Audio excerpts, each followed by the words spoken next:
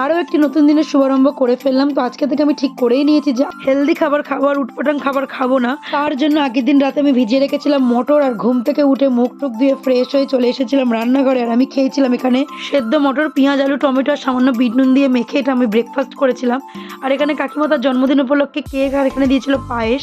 যথারীতি আমি কিন্তু এগুলো খাইনি, আর যদিও আমার এগুলোর প্রতি খুব একটা লোভ নেই, তাই আরও বেশি এই খাবারগুলোকে আমি অ্যাভয়েড করতে পেরেছি। আর এখানে দেখো এই বাচ্চাগুলোকে নিয়েই আমার সময় কেটে যায় বেশিটা সময়, আর এদেরকে নিয়ে ভালোও লাগে। তারপর দুপুরে স্নান সেরে পুজো সেরে চলেছিলাম খেতে। মেনুতে ছিল ভাত, ডাল, আলু আর ডিম সেদ্ধ। না, অতটা ভাত খাইনি, তোমরা যেন আবার একটু বেশি ভেবে ফেলো না। তো যাই হোক, আর এই যে এত সুন্দর গাঁদা ফুলের বাগানটা দেখতে পাচ্ছ, এটা কিন্তু আমার মাসিদের বাগান। বাগানটা এতটাই সুন্দর লাগলো যে তোমাদের সাথে শেয়ার না করে আর পারলাম না। তো সন্ধ্যেবেলা খুব খিদে পেয়েছিল, কিন্তু এখানে পেস্ট্রিটা আমি খাইনি, শুধু ভিডিওই নিয়েছি।